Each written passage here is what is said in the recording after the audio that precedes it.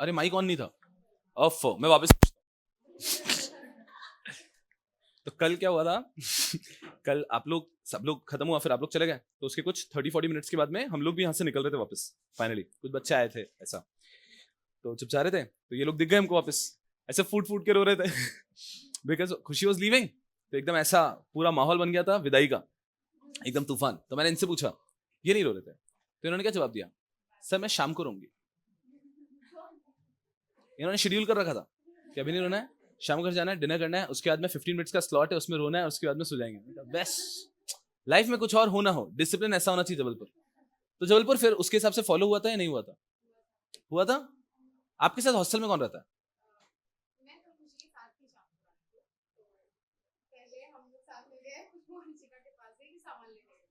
ठीक है, ओके, एक बार हुआ वापस आपका विदाई का, बहुत अच्छा। और जबकि वो जा रही है शायद कितने 10 दिन के लिए ना? जी नहीं आएगी, नहीं नहीं, तो आई नो है ना, अरे आई अंडरस्टैंड द इमोशन, मैं वो नहीं, मैंने कहा रोना थोड़ा, मैं बताया ना कल आपको मैं कितना फुद्दू। आप लोग तो आप समझो अभी रो रहे हो, आप समझो मैं उसके 2 महीने पहले रो रहा था। I had cried in my 11th when I saw 12th के बच्चे जा रहे हैं और ये सोच के कि अगले साल तो मेरा फेयरवेल होगा। तो मैं तो बहुत ही फुद्दू था। छोड़ा, आप लोग तो एकदम वो नहीं होते जो पेन को यहाँ पे लगाते हैं, मैं यहाँ लगाता नहीं था। मैं बस ये कह रहा हूँ कि वैसे टाइप का फुद्दू था मैं तो एकदम, कि भाई अगले साल हमारा फेयरवेल हो जाएगा, हम चले जाएंगे। तो रोना धोना आता है, इट्स ऑल गुड, कोई चिंता की बात नहीं है। बट इतना शेड्यूल करके कोई कैसे कर सकता है, मैं सोच रहा था। नाइस, वेरी गुड मॉर्निंग यार, वेरी नाइस। आप क्या कर रहे थे? ध्यान से, आप रोए नहीं थे।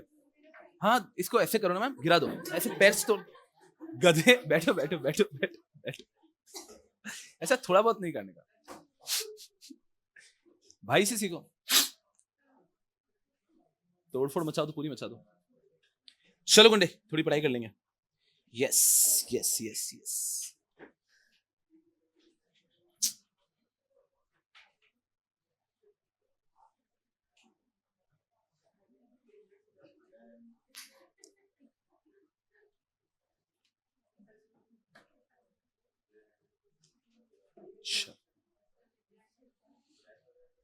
चेतन, इसको थोड़ा सही कर दो ना, कैमरे को। देखो इसमें, देखो ये गायब करना है अपन को बस। ठीक है बस काफी।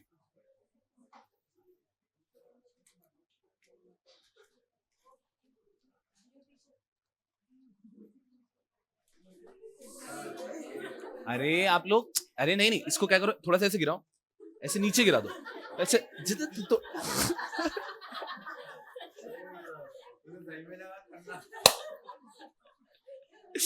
आप लोग तो, अरे नहीं नहीं, इधर घुमाना। कल शूज पहन के आना है ना अरे लाइट लो, इट्स ओके, मेरे से भी होता है। मैंने तो ये गिरा दिया था पूरा लैपटॉप, तो ये तो फिर भी ठीक है, गिरा नहीं अभी तक। चेतन क्या करूं मैं, यहाँ जाऊं, मैं क्या करूं, क्या करूं? बस बस बस, नहीं थोड़ा सा उधर चेतन, बस ठीक है।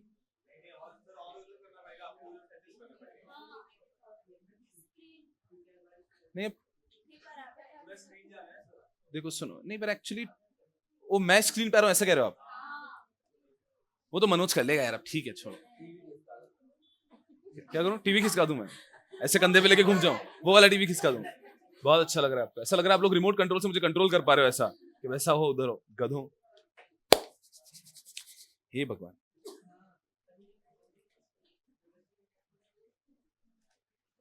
बहुत भारी।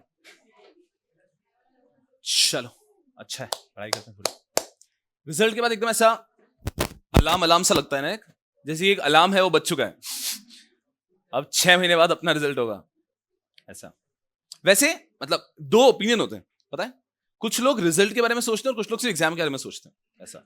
मैं कैटेगरी 2 में आता हूं। मेरे हिसाब से आपको रिजल्ट के बारे में सोचना ही नहीं चाहिए, सोचो ही मत, मतलब ऐसा है कि रिजल्ट कभी आएगा ही नहीं, बस एग्जाम देके खत्म हो जाता है थोड़ा वैसे सोच लो, तो वो ज्यादा बेटर होता है। And I have seen those kids clearing more, क्योंकि जब अपन रिजल्ट के बारे में ज्यादा सोचते हैं ना, तो वो अपन को पढ़ाई भी कम करने देता है, मतलब अपन अच्छा बेटर परफॉर्म नहीं कर पाते। लेकिन अगर आप रिजल्ट के बारे में सोच नहीं रहे हो, आप ये सोच रहे हो कि एग्जाम दे दिया, अब जो होगा देखा जाएगा, तो you will be able to perform better, आपका पेपर ज्यादा बेहतर होगा, हाथ नहीं कांपेंगे आपके इतने, जो हाथ में वो पसीना आएगा वो कम आएगा शायद। और एक बहुत सही बात ये भी है, बताए कि भगवान ही जानता है कि कैसे मार्क्स आते हैं। बच्चे को बोलते हैं हमारा ये पेपर तो बहुत ही अच्छा हुआ था 42, अच्छा ये पेपर तो बिगड़ गया, रो रहे थे 71। सो आप लोगों के कंट्रोल में वैसे भी लिमिटेड चीजें ही हैं, तो आप लोग ऐसा कभी भी रिजल्ट को आप कंट्रोल कर ही नहीं सकते। और ये एक सत्य है, पता है, ये बोलने में बड़ा अजीब लगेगा, today even I right a paper, ऐसा नहीं है कि 70-80 मार्क्स आ जाएंगे, बिकॉज बहुत लिमिटेड चीजें होती है ऐसा।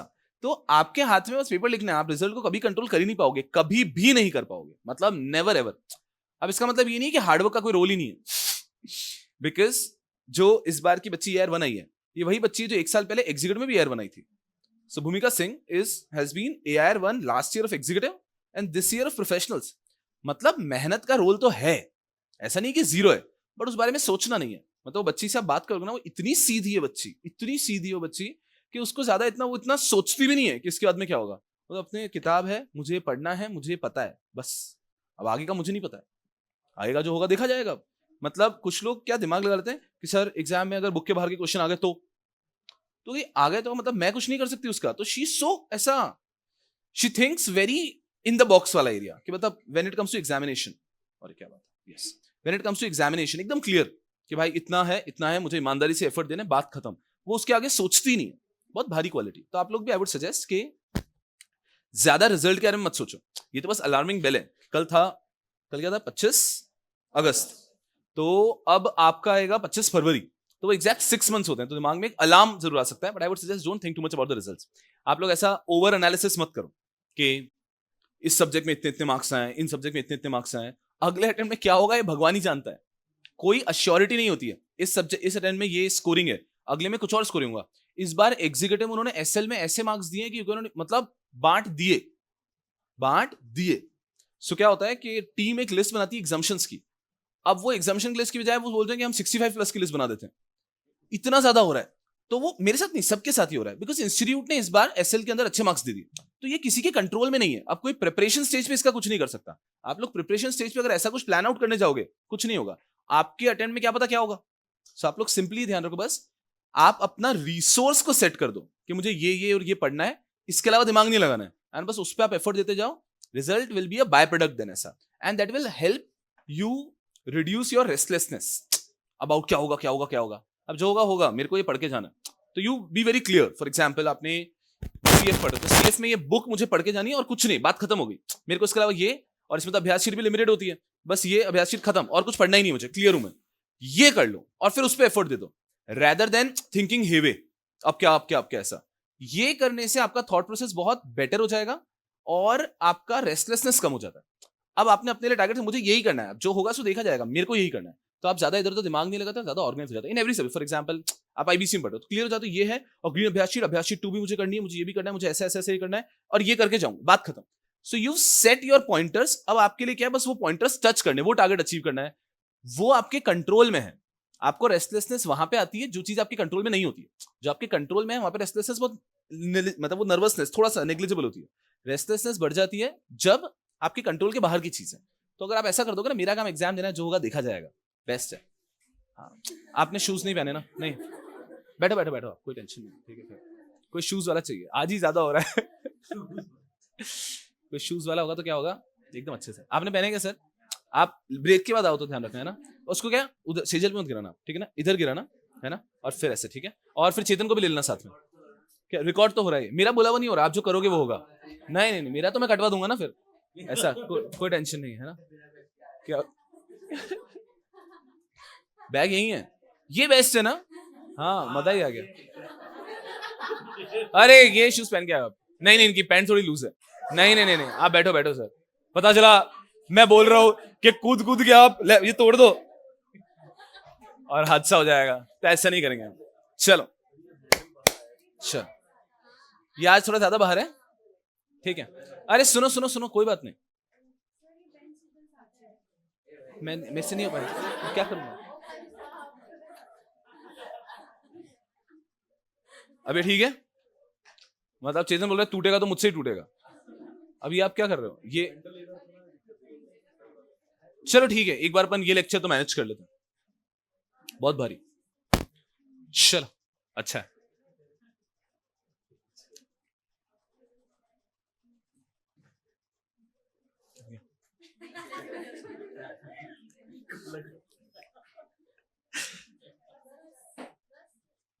और कुछ किसी घर का कोई काम लाया हो तो कर लो ऐसा। हाँ हाँ हाँ हाँ। अरे हाँ हाँ, कुछ भी ऐसा चॉपिंग वॉपिंग कुछ काम हो, लाए हो घर से, ऐसा भी करना है, कर लो ना, क्या हो गया इसमें, ऐसा कर लो, कुछ एम्ब्रॉयडरी पेंडिंग हो, ऐसा करना हो, स्वेटर कंप्लीट नहीं हुआ है किसी का।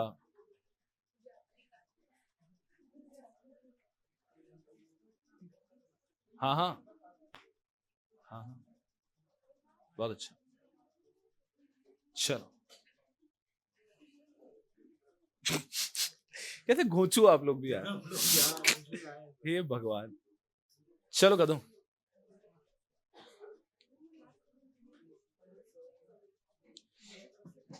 चलिए थोड़ी सी पढ़ाई कर लेते हैं। कहीं पे लिख के रख लेना है चीज, अगर किसी को आज ऐसा लगता है ना कि हाँ मतलब मैं इस थॉट से अग्री करता हूँ कि रिजल्ट से फर्क नहीं पड़ता, मुझे सिर्फ एग्जाम पे ध्यान देना है, ट्रस्ट में होता है मेजोरिटी लोग इसी थॉट के और वो निकाल लेते हैं।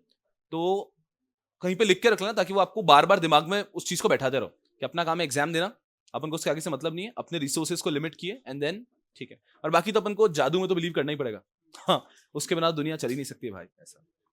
मतलब उसका एक पॉजिटिव एक नेगेटिव भी पता है।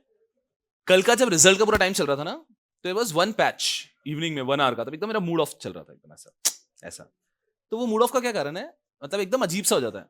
कुछ बच्चों को ऐसा लगता है कि संयोग क्या हो गया, परसों में लाइव आया था बताया क्या इंस्टाग्राम पे, सो मैंने I added 3-4 people I guess total ना, उसमें से एक तो ऑलरेडी सीएस था और 3 लोग और ऐड हुए, so all of them clear ऐसा है ना।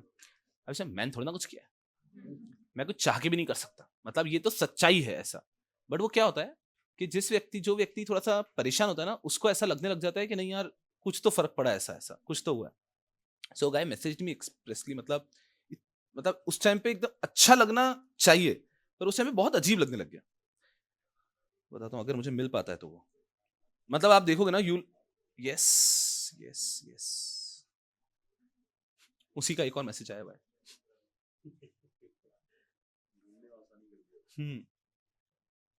भगवान तो है, आते हैं यहाँ पे।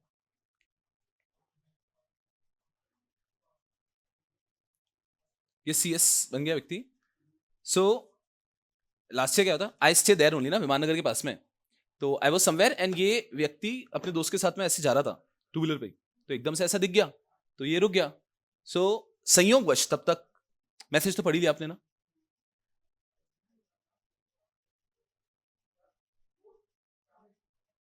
ऐसा खत्म।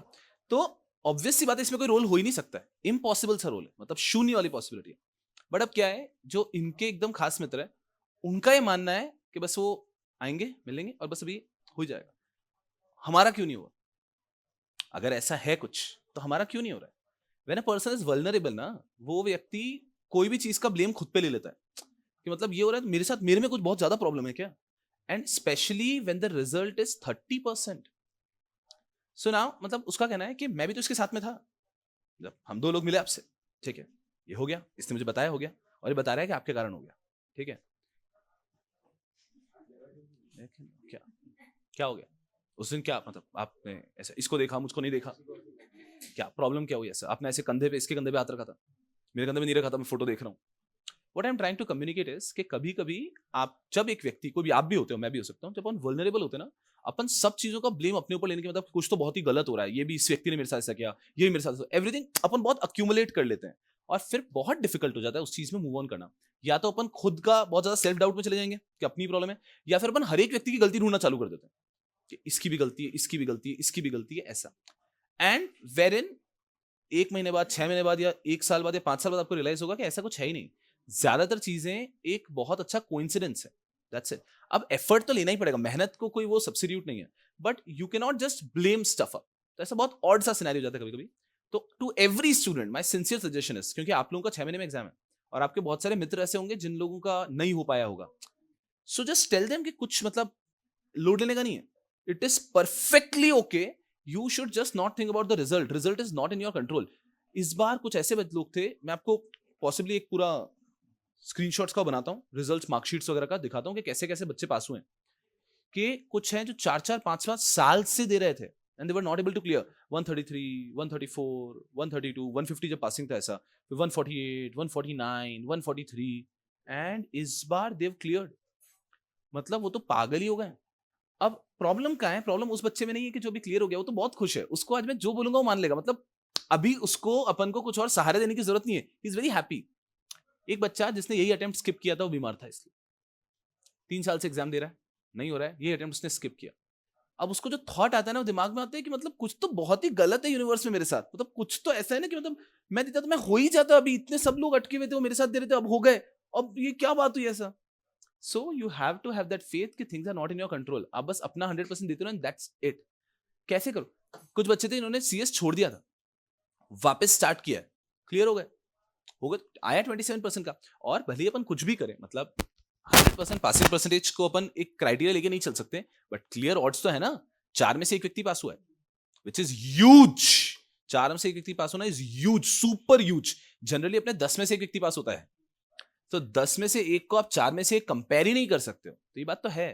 तो जिस व्यक्ति का भी नहीं हुआ ना, तो उसको बुरा तो 100% लगता है, ऐसा है। But you'll have to understand by yourself कि आप लोग कभी भी उस सिनेरियो में, भगवान करे नहीं आए, लेकिन कभी मजे में रहने का, इसको you'll have to have that belief कि अपने कंट्रोल में नहीं, अपने कंट्रोल में है, एग्जाम ईमानदारी से देना है, एंड दैट इज इट। उसके अलावा आप कुछ नहीं कर सकते। हाँ, आप जितना अपने ब्रेन को ज्यादा थॉट्स देते रहोगे, उतने आप परेशान रहोगे। आप क्लियर कर दो कि मेरा इस टाइम एग्जाम है, मुझे ये पढ़ना है, एंड बात खत्म। फिर मुझे और किसी चीज से मतलब ही नहीं है, बस। अगर आप ये कर पाते हो, तो अपने आप को इतना रिलैक्स रखोगे, that is very easy for you to be in the top 10, 20%, 25%, whatever the result is. बहुत आसान हो जाएगा। बस अपने थॉट्स को बहुत हेवे मत करो। इस रिजल्ट के बाद में don't get into a lot of analysis, ये होगा होगा होगा, जैसे कि अब क्या पहला क्वेश्चन, अगली बार भी ऐसा रहेगा क्या, हमारा ऐसा होगा, ये सब में पढ़ो ही मत, ये सब में पढ़ो मत। आप बस अभी से अपने रिसोर्सेज को लिमिट करना चालू कर दो, मुझे ये और ये और ये पढ़ना है, ये और ये पढ़ना है। जैसे कि कोई सब्जेक्ट में आपको लगता है कि मुझे स्कैनर भी पढ़ना है, ऐड कर लो, पर सेट कर दो कि मुझे ये पढ़ना है, मुझे स्कैनर पढ़ना है, मुझे ये करना है, मुझे ये करना होगा, 5 क्वेश्चन करना होगा, हर एक का टेस्ट पेपर, टेस्ट सीरीज मुझे लगा के टेस्ट पेपर देने ही देने। आप अपना बस वो टारगेट सेट कर लो, then your objective is not 25th of February और the result, your objective is ये सब कंप्लीट होना चाहिए बस। अगर ये सब कंप्लीट हो रहा है मेरा, तो मैं खुश हूं, फिर जो होगा देखा जाएगा। If you can live from in that manner ना, लाइफ बहुत आसान हो जाएगी, फ्रस्ट्रेशन आता ही नहीं है, बहुत ईजी हो जाएगा। अपन ने अपना सब किया ना, बेस्ट है। वो नहीं कर पाओ तो इरिटेट हो खुद पे, ये सही है कि आपने अपना टारगेट बना रहे हो, वो नहीं हो रहा है, तो फिर क्यों नहीं हो रहा है, उसको एनालाइज करना है, फिर बेटर करना है, ये सब तक ठीक रहता है। बहुत ज्यादा व्हेन यू थिंक कि अब पास ही होना है, किसी भी हालत में पास होना है, ये आप 10 सेकंड में टेस्ट कर लेना खुद को कि मेरा टारगेट है, मुझे पढ़ना है ऐसा ऐसा ऐसा, ये वाला डर, ये वाला रेस्टलेसनेस, और इमीडिएटली सोचो 10 सेकंड के बाद में किसी भी हालत में पास होना है, किसी भी हालत में पास होना है, रेस्टलेसनेस, दिल की धड़कनें चेंज हो जाती है भाई, दोनों में रात और दिन का फर्क है। तो always choose this type of nervousness, this is okay, ये तो एक स्टूडेंट का पार्ट है कि हाँ पढ़ना है, टारगेट कंप्लीट करना है, ये वाला ठीक है, इस वाले में जाओ ही मत, ये एकदम आपको धक धक धक धक वाले सिनेरियो में ले जाता है। डोंट थिंक अबाउट इट, मजे से पढ़ो। और अजीब सी चीज है, जो नहीं सोच रहा है वही निकल जाएगा, जो सबसे कम इस बारे में सोच रहा है वो निकल जाएगा। क्या है कि 8 घंटे पढ़ता हूँ, 6 घंटे पढ़ता हूँ, 7 घंटे पढ़ता हूँ, इतना पढ़ता हूँ, निकल जाएगा शायद, कोई पता भी नहीं चलेगा। लास्ट टाइम के, इस बार तो I am yet to meet the rankers, I have not met any one of them, अभी तक तो लिस्ट ही नहीं बन पा रही है, समझ ही नहीं आ रहा है क्या हो रहा है। पहली बार ऐसा हो रहा है कि अभी आज सुबह उठे ना, तो 2 और लोगों के मैसेज आ गए, हमारा भी रैंक ऐसा। और अजीब चीज क्या हो रही है, या रैंकर क्या है, थोड़ा सा वो एक ही बार मैसेज करेगा ना, वो बार बार थोड़ी मैसेज कर सकता है, उसको तो रैंकर है ना वो। तो वो फोन किया, मान लो फोन नहीं उठाया, उसने एक बार मैसेज कर दिया। अब इतने सारे मैसेजेस होंगे आज की तारीख में, है ना, 200-300 मैसेजेस कम से कम 100 होंगे। अब उसमें हमें थोड़ा समझ में आएगा कौन सा मैसेज है। अब वो वापस सेकंड टाइम मैसेज करने में भी रिलक्टेंट है, क्योंकि यार अब तो उसका तो रैंक है ना यार, टीचर को बात करनी चाहिए अब तो। सो वो एकदम अटका हुआ है कि अभी तक तो मिल ही नहीं रहे कहाँ है ऐसा। उसके बाद में कभी भी फोन पे बात होती है, और किसी एक भी फोन ऐसा है ना जिसमें a person is not able to clear, वो 15-20 मिनट का बात कम से कम होता है, ऐसा है। Someone is able to clear, उसमें 10 सेकंड 1 मिनट की बात होती है, यार बहुत बहुत बधाई आपको, नहीं 15-20 मिनट की बात होने वाली है। So the odds that you will be able to take a call of someone जिसका रैंक वो बहुत ही ऑड है। तो इस बार तो बहुत ही अजीब है। और इस बार क्या हुआ है कि आप देखोगे ना, तो ऐसा बहुत भर भर के अच्छे रिजल्ट्स आए, तो बहुत ही अजीब सा सिनेरियो चल रहा है। और इसके अंदर सबसे कठिन वो है कि व्यक्ति बेचारा ये सोच रहा है कि यार मेरा 25% में नहीं हुआ तो कब होगा, ऐसा, जबकि उसके हाथ में नहीं है ये, ऐसा। उसका 5% में भी हो जाएगा, बस ये कि उसको थॉट प्रोसेस को चेंज करना जरूरी है, और मजे से अपने पेपर देते रहना है। पेपर दिया उसने अगर दिसंबर में, तो यू नेवर नो कि दिसंबर के अंदर हो ही जाए। अब हम तो कितनी बार बात करते हैं, मैंने आपको भुवनेश्वर वाली कहानी बताई है, मेरी तो फेवरेट, मतलब वो बच्चा इतना पॉपुलर हो गया है वो जो भुवनेश्वर वाला बालक है, वो व्यक्ति बताया ना, 4-5 अटेम्प्ट दिया था, सेकंड ग्रुप निकल ही नहीं रहा था, ग्रुप 1 क्लियर था, उसने सीएस छोड़ दिया, बैंकिंग की जॉब ले ली, भुवनेश्वर में जाके पोस्टिंग ज्वाइन कर ली, ज्वाइन करने के बाद में बिना पढ़े एग्जाम देके मॉड्यूल 2 क्लियर करके आ गया भाई, वो क्या बात है। तो एक ही पॉइंट प्रूव होता है इससे कि आपने पढ़ाई करनी है, वो तो करनी है, लेकिन आपको पढ़ाई के बारे में बहुत सोचना नहीं है। आप जितना अपने दिमाग में सोचते रहते हो, पढ़ना है पढ़ना है पढ़ना है पढ़ना है पढ़ना है, उतना आप लोग रेस्टलेस रहते हो और आप अच्छा परफॉर्म ही नहीं कर सकते, आप पढ़ ही नहीं सकते अच्छे से। आप दिन भर बैठे रहोगे, पढ़ाई होगी 1 घंटा, तो इससे बेटर क्या है, अरे मस्ती में रहो, एकदम आराम से पढ़ते रहो, राजी खुशी रहो, अच्छे से पढ़ते रहो, जब पढ़ रहे हो मजे में रहो। जब पढ़ने का मन नहीं होता है ना, तो नहीं भी पढ़ो चलेगा। अब वो आपका रेशियो देखो बस, आज भी नहीं हो रहा, कल भी नहीं हुआ था, परसों भी नहीं हो रहा, तो प्रॉब्लम है। पर अगर 8-10 दिन अच्छे से पढ़े हो और एक दिन आपको लगता है कि यार सुबह से 4-5 घंटे पढ़कर हो गए, आज शाम को ब्रेक लेना है, यू डिजर्व दैट, चलता है। तो अपनी फ्रस्ट्रेशन बिल्ड मत होने दो, जाके आओ 2-3 घंटे क्रिकेट खेल के आ जाओ, जिसको जो करना पसंद है बैडमिंटन खेल के आ जाओ, आपको जो करने का अच्छा लगता है वो करके आओ, and you get back to your studies, it's okay. Rather than खुद को फ्रस्ट्रेट करना, नहीं मैंने 18 घंटे का सोचा है, मैं बैठा रहूंगा। आप बैठे हो, पढ़ भी नहीं रहे हो, इरिटेट हो रहे हो, खुद को फ्रस्ट्रेट कर, डोंट डू दैट। प्रेम से पढ़ो, ऐसे पास हो जाओगे, कोई बड़ी बात नहीं पास होना। आपको खुद को संभालना, मतलब कितना अजीब है, पढ़ाई का इंपॉर्टेंस इसमें सिर्फ 60-70% ही है। 30-40% का गेम है आपका, 30%-40% का गेम है कि आप खुद को कितना अच्छे से संभाल सकते हो, how you take it up. If you take it up nicely, आप निकल। और आप देखोगे, आप अपने आसपास भी लोगों को देखोगे कि कुछ लोग जो लाइटली लेते थे, पढ़े वो 3 महीने में आखिरी में और फोड़ के निकल गए एकदम लाइटली, ऐसा ठीक है रिजल्ट आएगा आएगा देख लेंगे और पास, जबरदस्त। And you will see a few people जो एकदम ऐसा कि हम ऐसा ऐसा ऐसा, और वो पढ़ाई नहीं कर रहे, पढ़ाई के बारे में सोच रहे हैं वो। तो try and B in the first category, पढ़ो बस, जब पढ़ना है पढ़ो अच्छे से, और पढ़ो जितना दिन भर पढ़ना दिन भर पढ़ो, लेकिन उसके बाद में सोचते मत रहो ऐसा। And if you do that तो मजे से निकल जाओगे, और जीवन में हर चीज पे अप्लाई कर जाता है। तो ध्यान रखो अपना और राजी खुशी रहो। चल अब मैं थोड़ी सी पढ़ाई कराता हूं आपको। हम लोग रीड और इंफ्रास्ट्रक्चर इन्वेस्टमेंट ट्रस्ट कंप्लीट कर चुके हैं, यस। अब हम लोग बात करने वाले हैं कुछ अच्छी चीजों के बारे में। अच्छा, आपको लिए चलते हैं, मैं कहां ले चलूं आपको?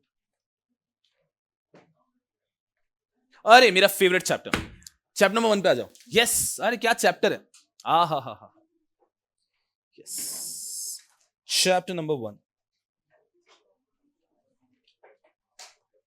चैप्टर 7 है ना वो? हाँ आ जाओ चैप्टर 7 पे। 1 का मतलब पहला चैप्टर कह रहा हूं मैं। यहां पर आके 3 हार्ट बनाने सबको। लेसन 7 पे ये जो मैंने गंदे से हार्ट बनाया ना 3, ये मेरा अटेम्प्ट है, मैं वापस बनाता हूं।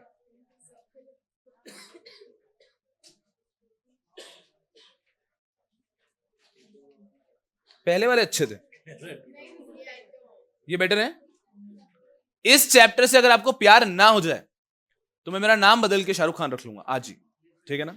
देख लेना अभी आप, है ना? इस चैप्टर से आपको प्यार हो जाएगा। यू हेट, नहीं, for that you'll have to wait ना।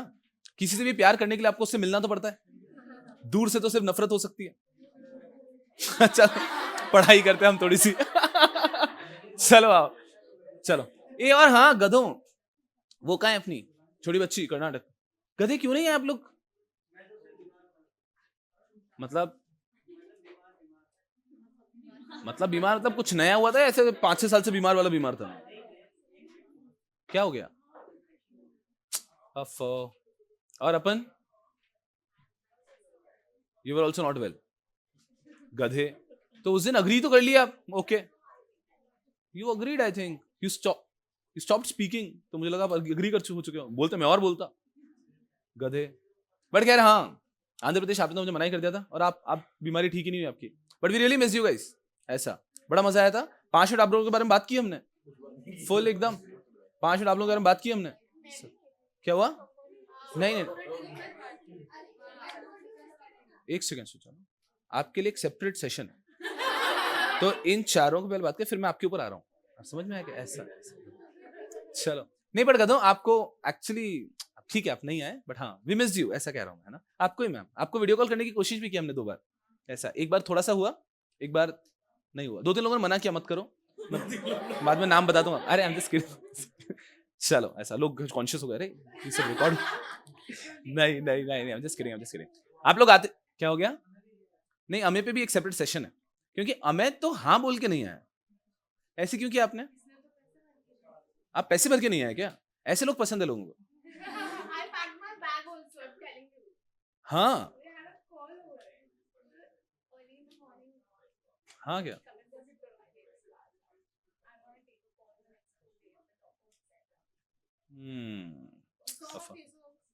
यस, पर आप लोग आते तो आपको बड़ा मजा आता। यस, हमें क्या हो गया, क्यों नहीं आए आप?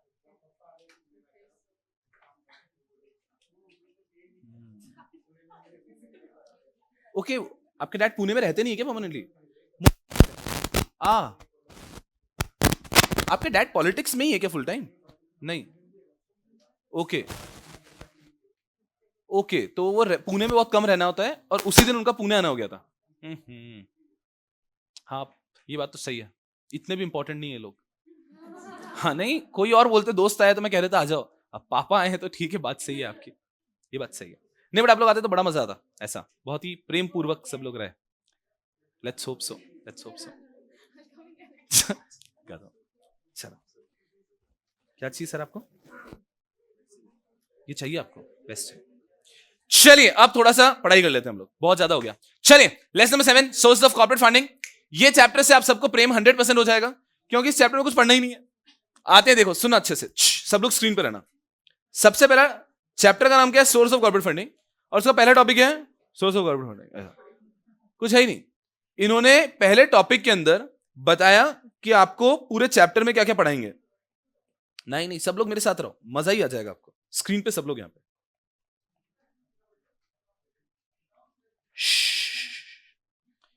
दे आर टेलिंग यू फंड्स के 3 सोर्स होते हैं, long term, medium term and short term. की वाह, आंखें खुल गई हमारी। जो लॉन्ग टर्म सोर्स होते हैं, अगर आपको बिजनेस चलाना है तो लॉन्ग टर्म सोर्स में ये क्या कह रहे हैं? Equity shares, share capital, preference share, equity preference, debentures. सही है।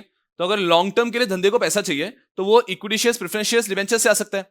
Next, you can take loan, bank loan, commercial loans, long term loans. Then you can take venture funding like AIFs, कि उनसे आपने पैसा ले लिया तो वो भी लंबे समय तक पैसा रहता है आपके पास उनका। उसके बाद में एक और सोर्स उन्होंने कहा, असेट सिक्योरिटाइजेशन। असेट सिक्योरिटाइजेशन क्या है? ये उनको पढ़ाना था तो उन्होंने कहा इसको किस में रखें, तो उन्होंने इसको लॉन्ग टर्म में रख दिया।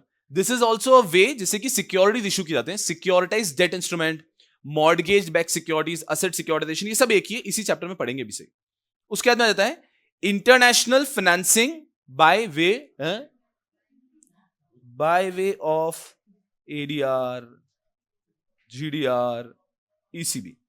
कोई भी व्यक्ति एडीआर, जीडीआर, ईसीबी से अगर पैसा रेस करेगा तो वो कोई 1 महीने 2 महीने के लिए थोड़ी ना करेगा। अगर हम रेस करें तो we need the money for a longer tenure. तो ये उन्होंने कह दिया कि ये क्या है, ये आपके लॉन्ग टर्म फाइनेंसेस के। सब्जेक्ट का नाम क्या है हमारा? सब्जेक्ट का नाम source of fund, corporate finance. The name of the subject is corporate finance. तो इस पूरे सब्जेक्ट में, यहां पे आ जाओ, उनको पढ़ाना क्या था? उनको पढ़ाना था कि एक कंपनी पैसा कैसे कैसे रेस कर सकती है। उन्होंने इस हिसाब से चैप्टर्स बनाए कि इक्विटी से रेस कर सकती है तो आईसीडीआर पढ़ा देते हैं, डेट से रेस कर सकते हैं डेट का चैप्टर पढ़ा देते हैं। उसके बाद में हमने जो जो चैप्टर, फॉरेन से रेस कर सकते हैं फॉरेन का चैप्टर पढ़ा देते हैं। तो उनका कोशिश था कि एक कंपनी कैसे कैसे पैसे रेस कर सकती है, उस पे कौन कौन से लॉज हैं वो आपको पढ़ाए। इस तरह से उन्होंने सारे चैप्टर पढ़ाए। एक अगर एंटिटी रीट का बिजनेस करना चाहिए तो रीट के फॉर्म में पैसे रेस कर सकती है। तो ऐसे उन्होंने फॉर्म्स पढ़ाने की कोशिश की। तो उन्होंने यहां पर भी वही लिखा है कि इससे वो आपको चैप्टर पे लेके जाएंगे। तो वो आगे पढ़ाया हमको कि कैसे हम लोग फॉरेन से फंडिंग रेस करते हैं, इक्विटी शेयर्स कैसे रेस करते हैं, डेट वगैरह हम लोग चैप्टर नंबर 15 के अंदर बात करते हैं। तो ये सब उन्होंने बताया। मीडियम टर्म, अब देखो सही, प्रेफरेंस और डिबेंचर, क्यों? उनका मन, तो उनका कहना है कि प्रेफरेंस शेयर थोड़े छोटे रखे तो वो मीडियम टर्म में आ जाएंगे, उनका टेन्योर बड़ा रखा तो वो लॉन्ग टर्म में आ जाएंगे। सेम गोज विद डिबेंचर्स, कि आपने 2-3 साल के डिबेंचर्स इशू किए तो उसको मीडियम टर्म भी बोल सकते हो, और अगर 10-15 साल की किए तो उसको आप लॉन्ग टर्म भी बोल सकते हो। फिर नेक्स्ट आया लीज फाइनेंसिंग। लीज फाइनेंसिंग क्या होता है? Lease financing is also business. जैसे कि हायर परचेज आपने पढ़ा है, थोड़ा सुना होगा हायर परचेज क्या होता है, वैसा ही कंसेप्ट होता है लीज फाइनेंसिंग का, जिसके अंदर आप जो ये बिजनेस करता है वो असेट को खरीदता है और उसके बाद में असेट को लोगों को लीज पे देता है, वहां से लीज रेंटल रेस करता है। तो ये सब कंसेप्ट आएगा। फिर वापस हायर परचेज फाइनेंस, और नेक्स्ट लेकर आए medium term loan from financial institution, government and commercial banks. तो ये जो टर्म लोन यहां पर था उसी को अगर थोड़ा सा कम टेन्योर का लोगे तो मीडियम टर्म में आ गया। लोन अगर आपने 2 साल का लिया तो मीडियम टर्म, 10 साल का लिया तो लॉन्ग टर्म। ठीक है भाई। फिर आए short term, trade credit. Trade credit क्या होता है? उधार। कुछ गुड्स अगर आप उधार पे ले सकते हो तो वो एक प्रकार का शॉर्ट टर्म लोन ही हो गया ना। कैसे समझो, मैं एक बिजनेस हूं, मुझे बिजनेस शुरू करने के लिए मशीन खरीदनी है 1 करोड़ की। तो एक तो क्या ऑप्शन है, मैं बैंक से 1 करोड़ का लोन लेके मशीन खरीदूं। दूसरा एक चीज है ना, क्या पता जो मशीन का सेलर है वही मुझे कह देगा कि मशीन ले जाओ, पैसे 4 महीने बाद दे देना। तो मेरे लिए तो 4 महीने का एक प्रकार का मनी का अरेंजमेंट हो चुका है ना, अदरवाइज बैंक लोन लेना पड़ता। तो ट्रेड क्रेडिट को भी एक प्रकार का सोर्स ऑफ फाइनेंस कह देते हैं। क्या आप उधार ले सकते हो, तो वो भी एक सोर्स ऑफ फाइनेंस है, आपको पैसों की जरूरत कम पड़ेगी. Next, factoring. हा. Factoring is the process of selling your receivables. एक बिजनेस अपने रिसीवेबल्स को ही बेच देता है, that is factoring. Bills discounting आपको ऑलरेडी पता है. सिमिलर कि हमारे पास कोई बिल है, किसी से पैसे लेने बाकी है 2 महीने बाद, हम वो ले जाके बैंक से अभी पैसे ले लेते हैं, that is bills discounting. Bills discounting और फैक्टरिंग एक जैसा लगता है, but generally the difference is bills discounting कोई भी कर सकता है, लेकिन फैक्टरिंग एक बिजनेस करता है, अपने सारे या सिलेक्टिव क्रेडिटर्स को बेच देता है. सिमिलर लाइन पे होता है, बट दोनों के अंदर माइनर डिफरेंस आएगा. फिर advance receive from customer, one of the most फुद्दू चीज. इनका कहना है कि अगर बिजनेस को धंधा करने के लिए आपको पैसा चाहिए, तो एक काम करो ना, आप कस्टमर से एडवांस या डिपॉजिट लेना चालू कर दो. आप अगर कस्टमर से एडवांस या डिपॉजिट ले लोगे, तो वो भी आपका एक सोर्स ऑफ फाइनेंस हो जाएगा. Example, I wanted to start a library. तो जब लाइब्रेरी शुरू करना था, तब सोच रहे लाइब्रेरी को शुरू करने के लिए कितने पैसे लग रहे हैं, 10 लाख रुपए लग रहे हैं, उसमें सारा इंफ्रास्ट्रक्चर वगैरह हो जाएगा. एक काम करते हैं, फीस जो है, मान लो फीस, लाइब्रेरी की फीस कितनी रहती है, 1000 के आसपास, 1200 रुपए. तो 1200 रुपए लाइब्रेरी की फीस है. मैं कहता साथ में हम लोग 1000 रुपीज का डिपॉजिट भी रखते हैं. तो when 200 people will be joining that library, हर एक व्यक्ति जब 1000 रुपए का डिपॉजिट देगा, तो 2 लाख रुपए का तुम्हारा सोर्स ऑफ फाइनेंस अरेंज हो गया ना. 10 लाख में से 2 लाख आ गए हमारे पास मस्ती से, अब बचे हुए 8 लाख ही अरेंज करने रहे. तो आप किसी भी से भी अगर डिपॉजिट या एडवांस लेते हो, तो ये भी हमारे बिजनेस के लिए एक शॉर्ट टर्म फंड्स की नीड को सर्व कर देता है. ये विजन है उनका. उसके बाद में बैंक से लोन शॉर्ट टर्म ले लो, बहुत बेस्ट है. बैंक लोन लंबे समय का लिया है तो लॉन्ग टर्म, ठीक समय का लिया है तो मीडियम टर्म, और छोटे समय का लिया है तो ये हो गया शॉर्ट टर्म. उसके बाद में एफडीज, लेस देन 1 ईयर, कुछ भी कह रहे हैं लोग. उसके बाद में रिसीवेबल एंड पेबल्स, कुछ भी. अब ये सर, ये टॉपिक का कोई सेंस तो बनता नहीं, टॉपिक क्यों पढ़ाया उन्होंने, बताता हूं क्यों. इन्हें आगे आपको फैक्टरिंग पढ़ाना है. फैक्टरिंग क्या होता है, इन्हें आगे पढ़ाना है लीज फाइनेंस क्या होता है, हायर परचेज फाइनेंस क्या होता है, असेट सिक्योरिटाइजेशन क्या होते हैं, ये इनको आगे पढ़ाना है. तो उसके लिए उन्होंने एक बैकग्राउंड बनाने की कोशिश की कि हम क्यों पढ़ा रहे हैं in this subject of corporate finance, और कुछ भी नहीं. तो उनको ये टॉपिक आगे आएगा, ये सब टॉपिक आगे आएंगे, तो ये सब टॉपिक आगे पढ़ाने के लिए एक बैकग्राउंड क्रिएट करने की उन्होंने कोशिश की. अगर हम हमारा चार्ट बनाते हैं अपना खुद का एक ऐसा, source of finance. Source of finance में 3 सोर्स स्क्रीन पे देखना, बस कुछ भी नहीं. Long term, medium term and short term. अब सुनना, equity will always be in long term, वो तो आ ही नहीं सकती ना यहाँ पे, सही बात है. Preference share can be in long term as well as medium term. Preference share short term नहीं हो सकता कभी भी. कोई शॉर्ट टर्म कैसे प्रेफरेंस शेयर इशू करेगा.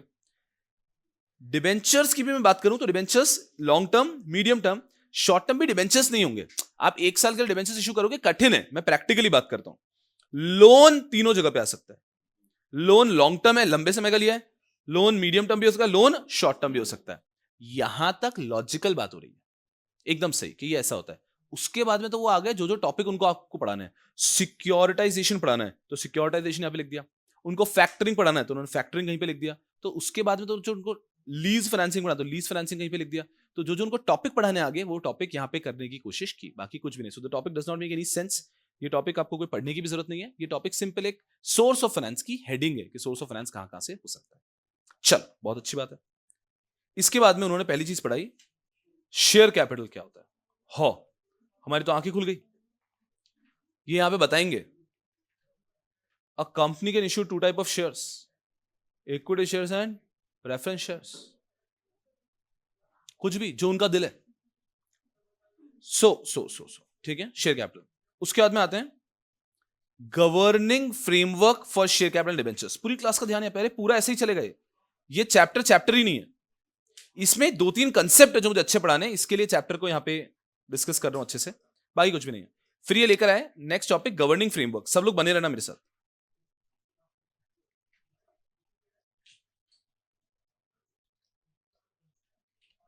रुक जाओ, बने रहना 1 सेकंड. अरे आप देख के भी एकदम ऐसा लगेगा कि कुछ तूफान ही कर दिया. बस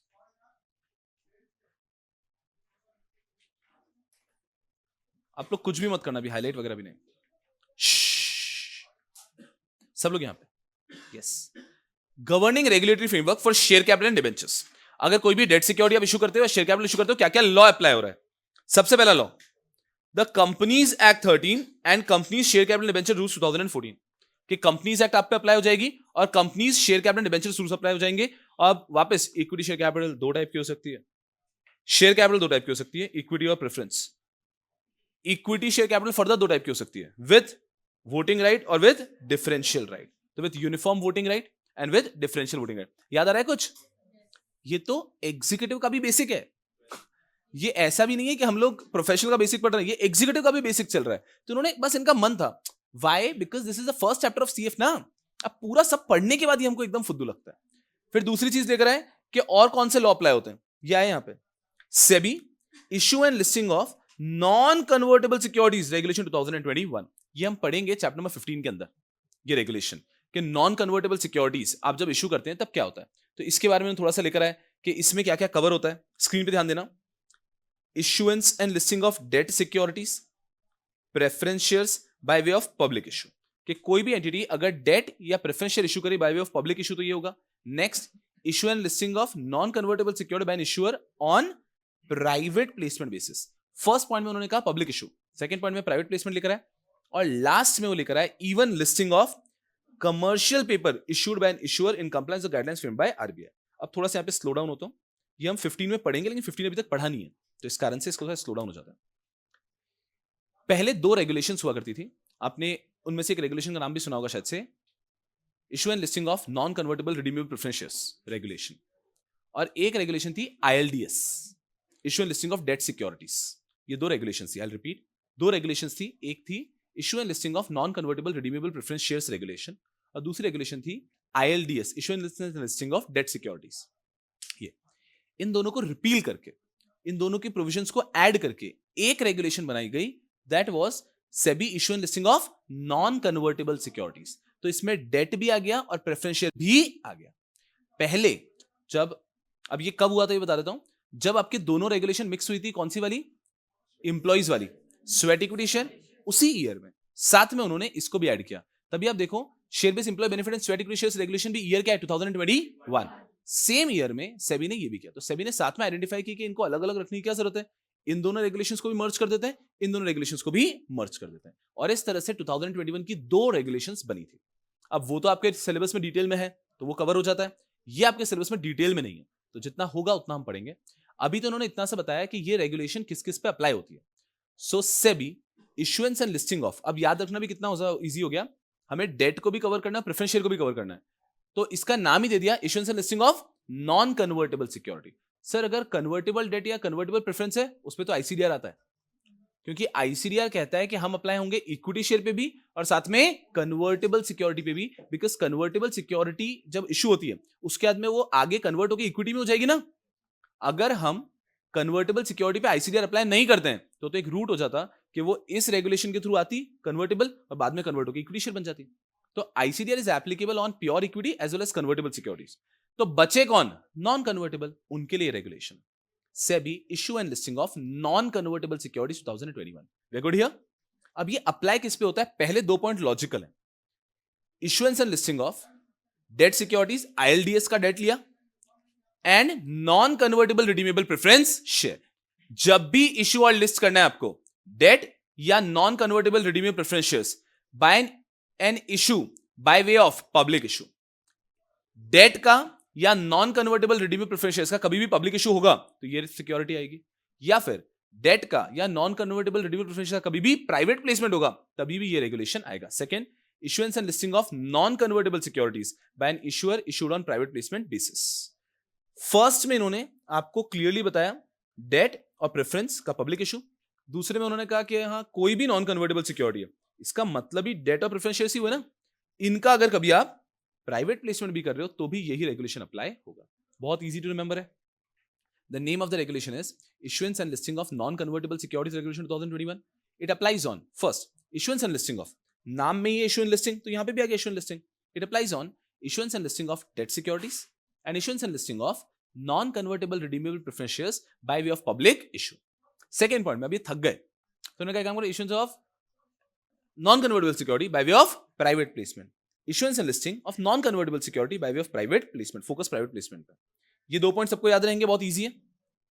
थर्ड पॉइंट का हिसाब अलग है। Third point is not meant to stay here, ये थोड़े समय के लिए है, जब तक उनका अपना कोई रेगुलेशन बनता नहीं। जब तक कमर्शियल पेपर्स का अपना रेगुलेशन नहीं बन जाता है तब तक कमर्शियल पेपर्स को भी टेम्पररीली इसी रेगुलेशन ने कह दिया है on issuance of commercial paper by RBI under the guidelines of RBI, वो भी हमारे ऊपर अप्लाई करेगा।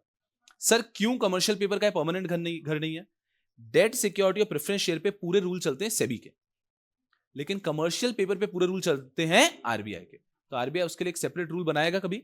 जब तक नहीं बनाया है तब तक कमर्शियल पेपर को भी यही जगह दे दी गई है कि कमर्शियल पेपर के ऊपर भी यही रेगुलेशन अप्लाई होगा। Temporarily listing of commercial paper issued by an issuer in compliance with guidelines frame by RBI. इसको अच्छे से पढ़ोगे तो जब डेट सिक्योरिटी और प्रेफरेंस शेयर्स का इशू होगा तब वो सेबी के गाइडलाइंस के हिसाब से होगा। डेट सिक्योरिटी कन्वर्टेबल सिक्योरिटीज का प्राइवेट प्लेसमेंट होगा, वो भी इशू होगा, प्राइवेट प्लेसमेंट इशू होगा, वो भी सेबी के हिसाब से होगा। लेकिन commercial papers are never issued as per SEBI, they are issued as per RBI. तो जो कमर्शियल पेपर इशू हो चुके हैं एज पर आरबीआई, उनके लिस्टिंग के लिए ये रेगुलेशन पिक्चर में आएगी। तो अगर इस रेगुलेशन को बिना पढ़ाए, अभी तक रेगुलेशन तो पढ़ा नहीं रहा हूं, सिर्फ रेगुलेशन का इतना पार्ट आपको समझाने की कोशिश करूं तो बैकग्राउंड ऐसा है कि whenever you will issue and list debt security और non convertible redeemable preference shares by way of public issue, यही रेगुलेशन आएगा। When you want to issue and list non convertible security, ये दोनों by way of private placement, यही आएगा। When you want to list commercial paper which have been issued as per RBI, तो भी यही regulation आएगा। Take 2 minutes, read this part, देखो सही से समझ में आ रहा है क्या?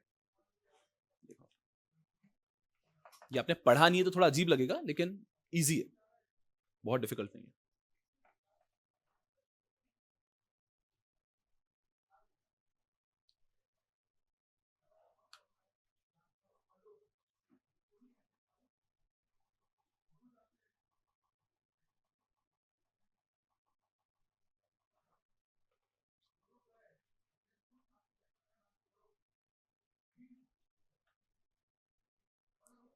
जी सर।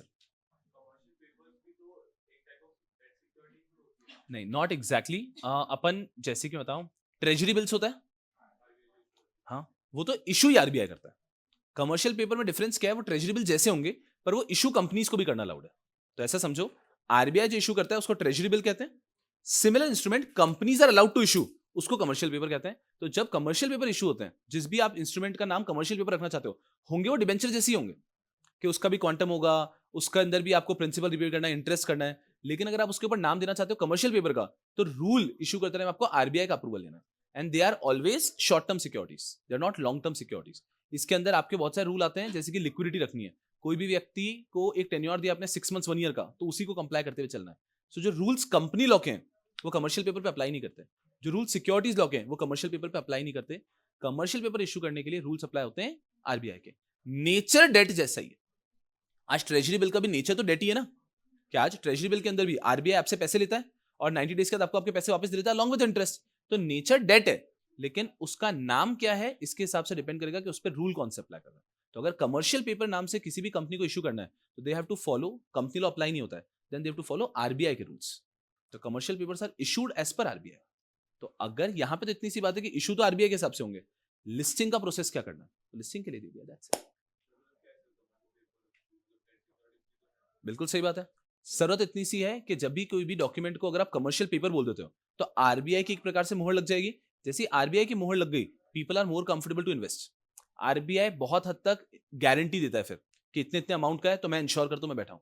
तो कंपनी के लिए ट्रबलसम है इशू करना, बिकॉज आरबीआई के सारे नॉर्म्स कंप्लाई करने पड़ेंगे। लेकिन people at times prefer investing in commercial paper. एक और रीजन दे देता हूं, कभी कभी कुछ जगह पे ऐसा होता है ना, ट्रस्ट कहां कहां पैसा रख सकता है, रेस्ट्रिक्शन है, एस्क्रो कहां कहां पैसा रख सकता है, रेस्ट्रिक्शन है, तो वहां पे कमर्शियल पेपर्स आर अलाउड कि आप यहां रख सकते हो because they are issued as per RBI. तो बैकग्राउंड है उसका बहुत सारा, नेचर डेट का ही रहेगा, बट जब इशू करते हैं हम रूल्स हैं वो आरबीआई के आते हैं, तो थोड़ा स्ट्रिंजेंट हो जाता है कंपनी के लिए। काफी सिंपल। अगर हम बात करते हैं इसका issue and listing of non convertible securities regulation 2021, तो इसका तो एप्लीकेबिलिटी पड़ा है बस। Issuance and listing of any debt security और non convertible redeemable preferences by way of public issue, issuance and listing of non-convertible security by way of private placement, and last is listing of commercial paper which are issued as per RBI. Easy peasy. We good here? चल, topic चल रहा था हमारा regulatory framework. कभी भी अगर share capital, equity share या debentures issue करें तो उसका क्या लॉ अप्लाई होगा, कंपनीज एक्ट अप्लाई होगा, हमको पता है कंपनीज रूल्स अप्लाई होंगे, फिर नॉन कन्वर्टेबल सिक्योरिटी, फिर आगे आपका एलओडीआर अप्लाई होगा, SEBI listing obligation disclosure requirement regulation apply होगा। नेक्स्ट है आरबीआई के गाइडलाइंस। अब आरबीआई के गाइडलाइंस कैसे अप्लाई होंगे आते हैं। सबसे पहला, RBI की guidelines allows bank to raise capital by issue of non equity instrument such as perpetual non cumulative preference shares and innovative perpetual debt instrument. आप लोगों ने कंपनी लॉ में हमेशा पढ़ा है कि debt security preference shares have to be redeemable. तो company law कहता है they have to be redeemable. आप उसका टेन्योर दो, 10 years, 15 years, 20 years, कुछ केस में उससे ज्यादा भी दे देंगे आपको इंफ्रास्ट्रक्चर के केस में, लेकिन there has to be a fixed tenure. Perpetual security issue करना अलाउड नहीं है। हाउएवर इंडिया के अंदर बैंक्स को परपेचुअल सिक्योरिटी इशू करना भी अलाउड है। वो चीज हमारे करिकुलम के बाहर रखी गई है, प्रोफेशनल में भी नहीं है, लेकिन बस यहां पे लिखा जरूर है कि बैंक्स अगर चाहें तो बैंक्स इशू कर सकते हैं perpetual non cumulative preference shares. Banks अगर चाहें तो इशू कर सकते हैं परपेचुअल डेट इंस्ट्रूमेंट्स। तो it's just for your knowledge कि नॉर्मली आप लोगों का ये मानना होगा ना कि परपेचुअल इंस्ट्रूमेंट्स हो ही नहीं सकते, तो परपेचुअल इंस्ट्रूमेंट्स कंपनीज इशू नहीं कर सकती है, लेकिन अगर बैंक्स चाहें तो परपेचुअल इंस्ट्रूमेंट्स इशू कर सकते हैं। इन्होंने बताया, ठीक है। उसके बाद में आता है नॉन बैंकिंग फाइनेंशियल कंपनीज, वो क्या कर सकती हैं? तो नॉर्मली वो अगर कभी भी किसी व्यक्ति से डिपॉजिट ले रही हैं तो they have to ensure non systemically important NBFC taking company reserve bank direction 2016। तो अगर कोई भी डायरेक्शन, ये डायरेक्शन का नाम है NBFC non systemically important non deposit taking company reserve bank direction 2016, उनके ऊपर ये वाला पूरा का पूरा डायरेक्शन है वो अप्लाई हो जाएगा। तो अगर कभी भी मनी रेजिंग चल रही है, जैसे कि RBI has issued detail direction on prudential and governance norms through master direction on this, तो ये एक सेपरेट डायरेक्शन है जो एनबीएफसी के लिए इशू है। इस डायरेक्शन का नाम क्या है? NBFC non systemically important non deposit taking company. अब समझना, ये ना तो सिस्टमिकली इंपॉर्टेंट होनी चाहिए, नॉन सिस्टमिकली इंपॉर्टेंट, ना ही ये डिपॉजिट टेकिंग होनी चाहिए।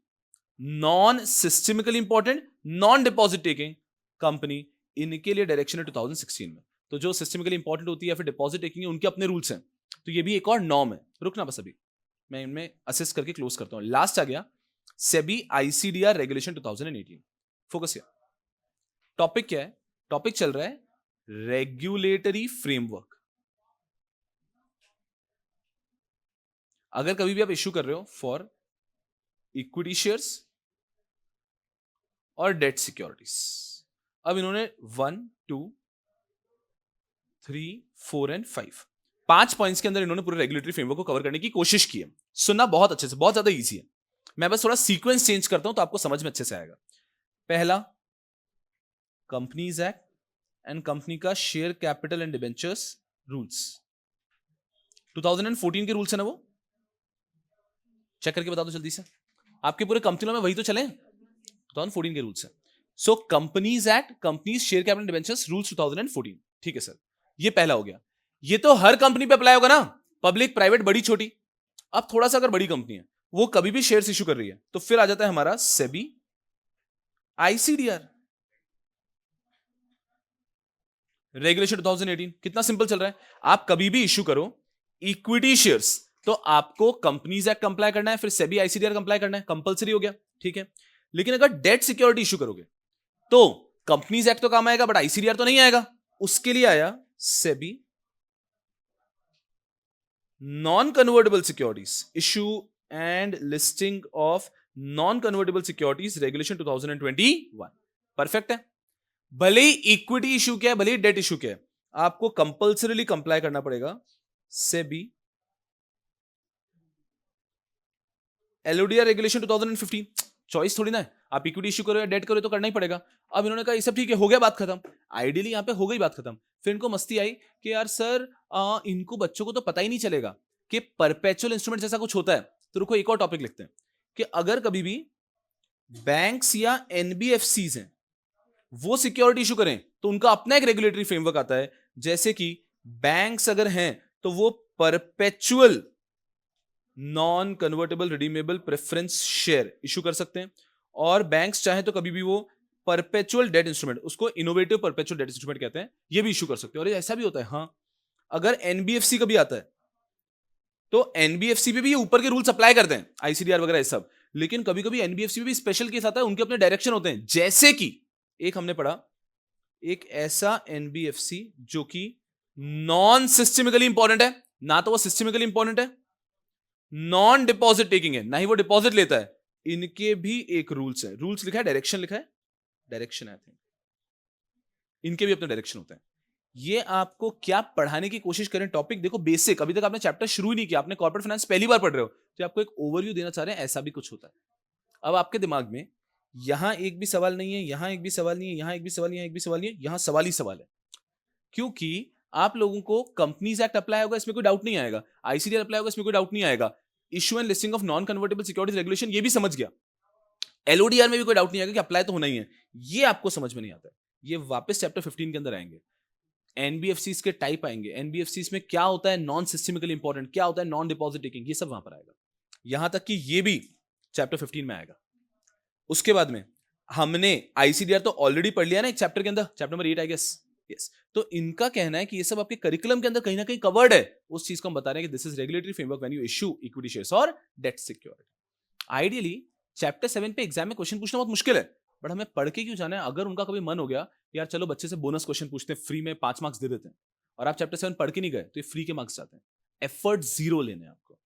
अगर कभी आ गया regulatory framework for issue of equity shares and debt security, companies act है, आईसीडीआर है, नॉन कन्वर्टेबल सिक्योरिटी, एलओडीआर और एनबीएफसी और बैंक्स भी, बस। तो उन्होंने क्या इससे हम इसको ऑर्गेनाइज कर रहे हैं, काफी आसान है। एक बार हाईलाइट करो जो मैंने हाईलाइट किया, बस उतना। गवर्निंग, ये नंबर अभी मत देना, नंबरिंग मैं आपको बाद में बताऊंगा, नंबर का रेफरेंस क्या है। चलो बस ये heading, companies act and companies share capital debentures rule 2014।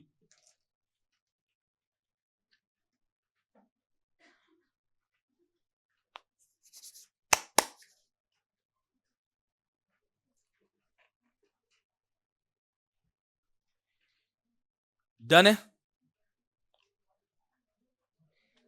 Issue and listing of non convertible securities वाला भी पूरा हाईलाइटिंग कर लो, जो जो मैंने हाईलाइट कर रखा है।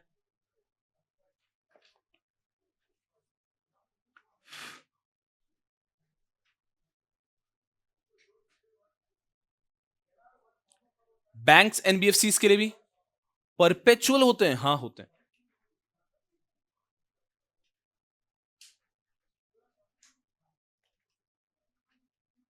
परपेचुअल वाले पॉइंट को हाईलाइट कर दिया, और फिर बस इतना सा हाईलाइट करना है, नेक्स्ट भी एनबीएफसी के बारे में ये सब, दैट्स इट। क्या जी मैम, सॉरी 14, अरे मैं 15 बोल दिया ना बार बार, हाँ ये थोड़ा प्रॉब्लम है मेरा, ठीक है ना। सो 14 है वो चैप्टर, हमारा डेट वाला एक ही चैप्टर पढ़ना बाकी है ना हमको, वो चैप्टर 14 है। हम लोग क्या कर रहे हैं अभी, अभी हम ये सब कंप्लीट कर रहे हैं, फिर हमारा एक ही चैप्टर बचेगा, तो थोड़ी देर में वो चैप्टर आराम से पढ़ेंगे रोज, ऐसा। That chapter is easy but lengthy, तो रोज मिलेंगे आराम से, आप कैसे मैं कैसा, और वो चैप्टर पढ़ेंगे, ऐसा। हाँ जी, कुछ कहना चाहते हो क्या मैम आप? नहीं।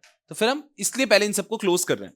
आइडियली मैं चैप्टर लास्ट में पढ़ाना पसंद करता हूं, क्योंकि 15 अभी इसमें आगे आप देखोगे हर एक चैप्टर में जो पढ़ा है वही आएगा, तो कुछ पढ़ना नहीं होगा। 15 के बाद ये चैप्टर और इजी लगता है, लेकिन क्या होगा, अभी आप में से कुछ बच्चे चले जाओगे तो आपके दिमाग में ऐसा 1 भी हो गया, तो बस एक 15 चल रहा है, and you will be very relax कि 15 चैप्टर चल रहा है, उसके इतने सेशंस हमारे हो गए, किसी के बच गए तो बच गए, ऐसा कि हमारे 2 सेशन बचे, बाकी सब हो गया, तो वेरी कंफर्टेबल रहेगा इसलिए। चलो बहुत आसान। इसके बाद में नेक्स्ट, ये तो मैं ही पढ़ाऊंगा, कोई खुद से मत पढ़ लेना। नहीं, इक्विटी शेयर क्या होता है पूरा बताया उन्होंने। Equity share capital with reference to any company limited by share means all the share capital which is not preference share capital. Best definition, private company. Second best, equity shares. Equity share refers to a share which is not a preference share. बहुत अच्छा। फिर नहीं, उनको लगा कि आपको समझा नहीं। Important characteristics of equity shares are given below. They have voting rights, they have right to share profits, और एंड में वाइंडिंग अप में भी they get money. Very nice. They don't get preference. कहां है प्रेफरेंस? हाँ, payment में preference मिलता है इक्विटी शेयर्स को। मैं सब लोगों को आसपास बोलूंगा कि पीटो उनको। स्कूल में नहीं होता एक बच्चा जिसको सब दे देते हैं थोड़ा थोड़ा? हाँ, आप लोग क्या हो गया, मैं ये पढ़ाना पड़ेगा कि मेरे को? सुनो, preference share refers to a share which gets preference in 2 cases, at the time of payment of dividend and at the time of winding up. Equity shares are those shares which are not preference share, मतलब हमको तो preference नहीं मिलेगा, हाँ, पर and में जितना मिलेगा हमको मिलेगा, ये भी तो फायदा है। आपको समझ में आ रहा है ऐसा है कि घर में 10 मेहमान आए, उन 10 मेहमान को बोल रहे हैं आप लोग खा पी के खत्म कर दो, क्या हुआ, एंड में कुछ आता ही नहीं है। अरे आप ऐसे समझो ना गधों, घर पे बनी है जलेबी, घर पे आए 4 मेहमान, अब आप उस टाइम पे पहले खाओगे तो घर वाले पीटेंगे ही ना। जैसे अरे ऐसे करो, ऐसे हटा उसको, पहले उन 4 मेहमानों को खिला दो, उनको प्रेफरेंस दो, उसके बाद में जितनी बची है डिनर में जलेबी खाना, आपको कौन रोक रहा है फिर। The point is just equity shares का बेनिफिट इतना है कि इक्विटी शेयर्स को एंड में जो बचा वो मिलता है, और प्रेफरेंस शेयर को पहले देते हैं बट लिमिटेड देते हैं। अब वो तो बात वही है कि एंड में बचा ही नहीं तो क्या करेंगे। तो इसीलिए इक्विटी शेयर्स का एक और फीचर हो सकता है कि रिस्क कैरी इक्विटी शेयर ही करते हैं, प्रेफरेंस शेयर्स कंपैरेटिवली बहुत लोअर रिस्क कैरी करते हैं। मुझे बताओ लॉस होगा तो प्रेफरेंस शेयर को डिविडेंड देंगे क्या?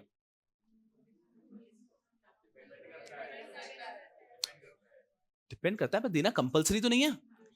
डिबेंचर का अलग सीन है, डिबेंचर के केस में लॉस हो के प्रॉफिट आपको पे करना पड़ेगा। तो प्रेफरेंस, चलो प्रेफरेंस शेयर का रेट ऑफ डिविडेंड फिक्स होता है या वेरिएबल होता है? फिक्स होता है। So preference share is a mix of debt as well as equity, ऐसा है उसका। आई थिंक आप सबको बहुत, ये एग्जीक्यूटिव का भी बेसिक है ना, तो एकदम सब ध्यान रखो आईसीडीआर, ठीक है।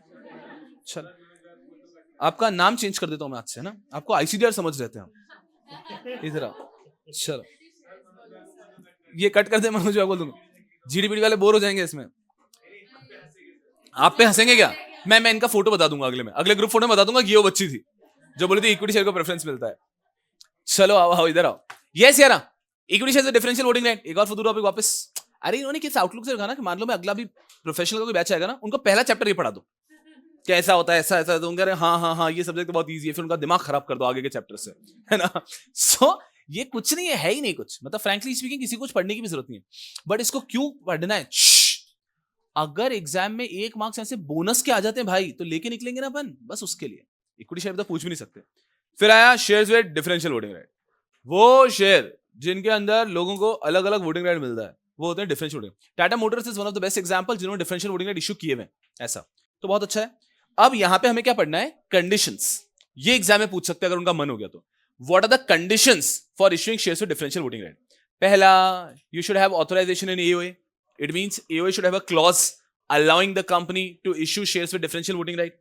Next, you'll have to pass ordinary resolution, आपको ordinary resolution pass करना पड़ेगा।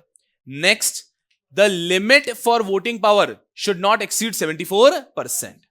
ये याद है ना, पहले लिमिट अलग थी, चेंज हो चुकी है, अभी की लिमिट 74 है। 74% से ज्यादा वोटिंग राइट नहीं हो सकता है with people having differential voting right। इस पर डिस्कशन कर लेता हूं थोड़ा सा, ठीक है। उसके बाद में आता है नो डिफॉल्ट। आपके पिछले 3 सालों से फाइनेंशियल स्टेटमेंट के फाइलिंग, एनुअल रिटर्न के फाइलिंग में डिफॉल्ट नहीं होना चाहिए।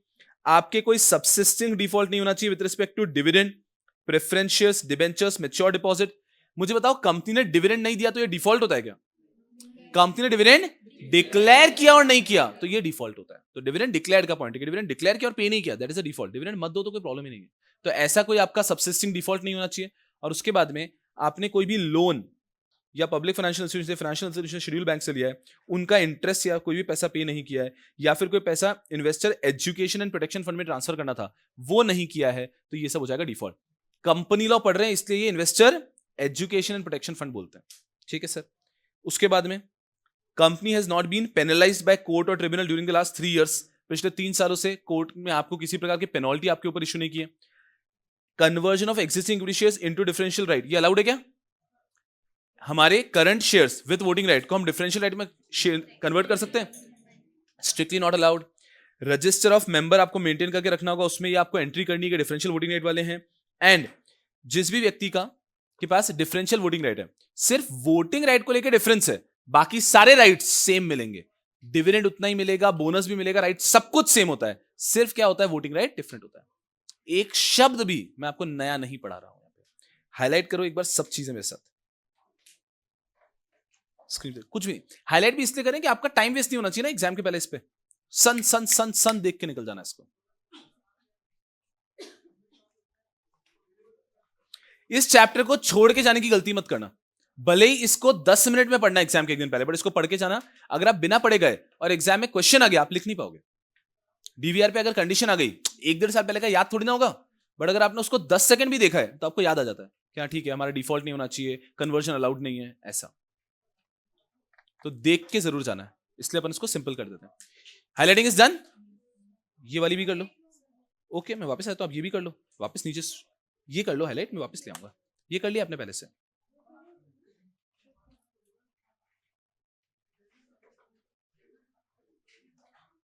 सब ठीक हो जाएगा। चलो, हमें हाईलाइटिंग कर दी आपने? नींद पूरी नहीं हुई क्या आपकी? हुई है पक्की बात? ठीक है, चलो ये भी चेक कर लो। अगला टॉपिक तो आपके होश उड़ा देगा, प्रेफरेंस शेयर, है ना? हाँ लग रहा है मुझको।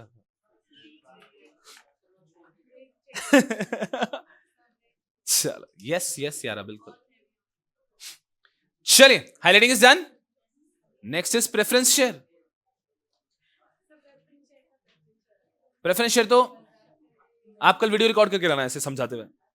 चलिए यहां पर आते हैं। Preferential means that part of the share capital which carries और would carry a preferential right with respect to, एक ऐसा प्रेफरेंशियल इसको प्रेफरेंशियल राइट मिलता है with respect to voting as well as at the time of winding up.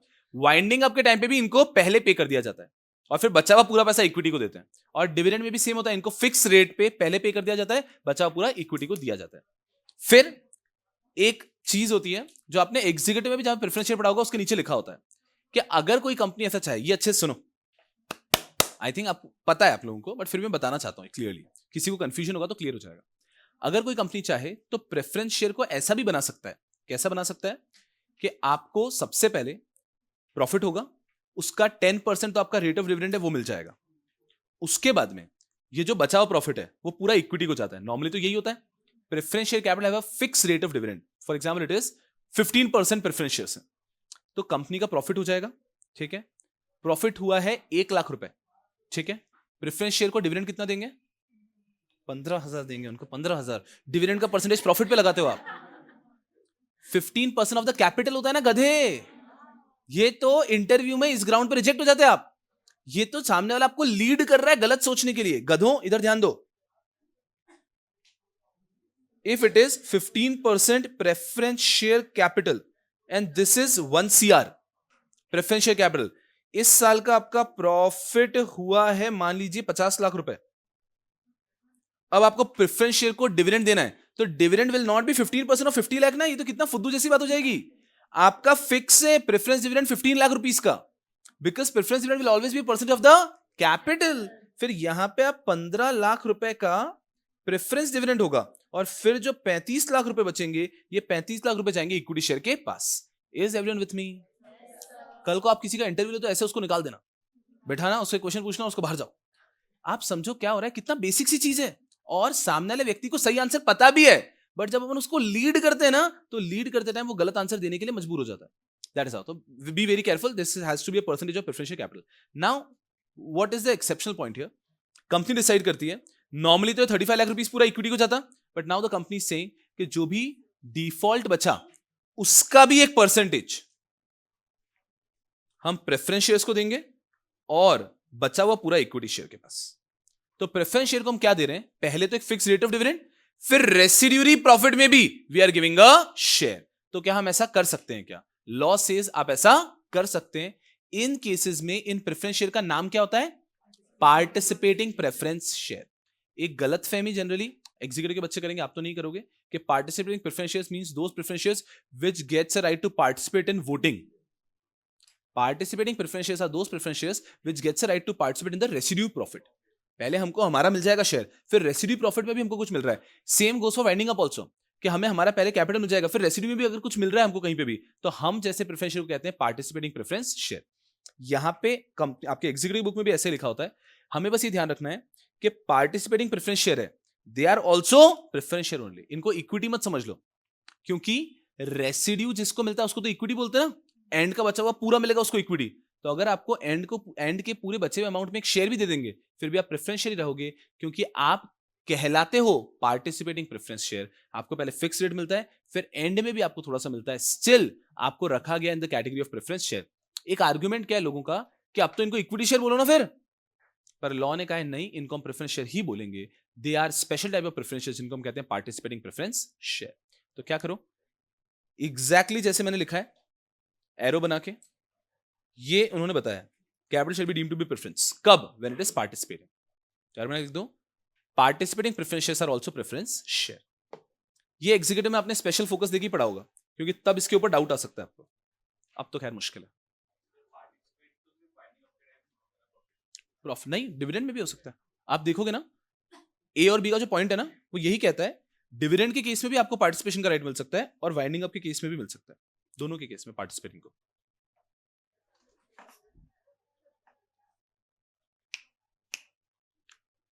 अगला topic थोड़ा सा ध्यान रखना है ना, डिफिकल्ट जा सकता है।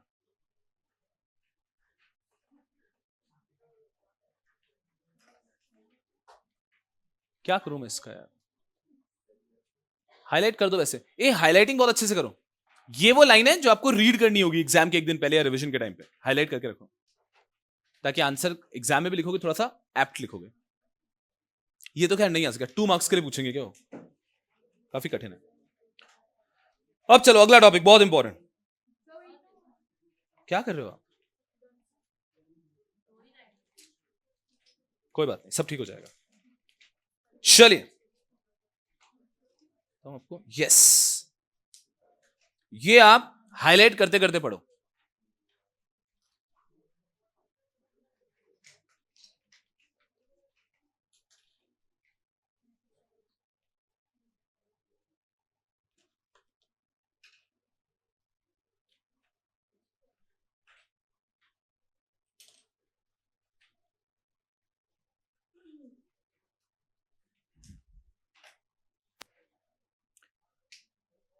ये मैं कल शाम को पढ़ाने के मूड में था, वैसे मैंने कहा था एक बहुत लाइटर टॉपिक है, ऐसे ही मिलेंगे शाम को ऐसा, पर फिर